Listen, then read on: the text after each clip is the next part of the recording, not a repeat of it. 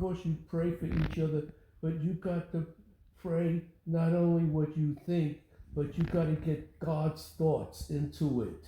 If you don't hear from God directing your prayer, then your whole thing could be in vain. So what I'm saying is a lot of prayer is in vain. It amounts to nothing.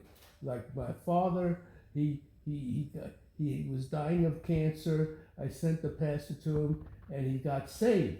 And then he wanted his funeral with the Bible. He didn't want the incense. So then he actually died, and then we prayed for God to bring him back to life. We even fasted 3 days, and I had a dream that my father came back to life.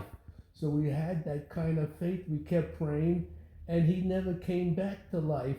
And about 4 months later, the Holy Ghost spoke to me and said, I didn't bring him back to life because he was too weak morally. If I brought him back, he would have gone back to smoking and gambling and lost his salvation. So he's up in heaven now. He's already saved. So that's that. So I saw sometimes the futility of your own prayer is in vain. You got to hear from the Spirit. See, what is God saying? So you think what is good for heaven. Heaven thinks she knows what is good for you. You could be right, she could be right, or you both could be wrong. So what you're praying, she doesn't need that. Okay? So we got married, and Margaret come from France, and then she's living in New York with me now. And one day we had a big argument, and right from the beginning, I said something, she said something. She had a viewpoint, which is a French viewpoint. I had my viewpoint, was a Chinese American viewpoint. And then it got louder and louder and louder. And she got mad, I got mad. And finally I realized if we keep this up, we're going to be fighting fist fights with each other. So I got out of that house. I went up to the church. It was no service then. Closed the door, and there's a scripture that says, this poor man cried, and the Lord heard him and saved him from all his trouble. So I got down on my knees, and I started praying in tongues. Shakara ba ba ba ba.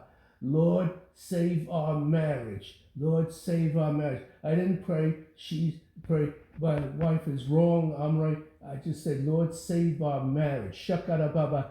For 10 hours. I took a break, got something to eat, came back to the church, and kept praying. So 10 hours went by. Lord, help me, help our marriage. That was a simple prayer over and over again. So 11 o'clock at night, I get back to the house, and it's all quiet, and Margaret hears me come in, and she runs out of the bedroom, and she grabs me and hugs me. She says, where you been, honey? I miss you.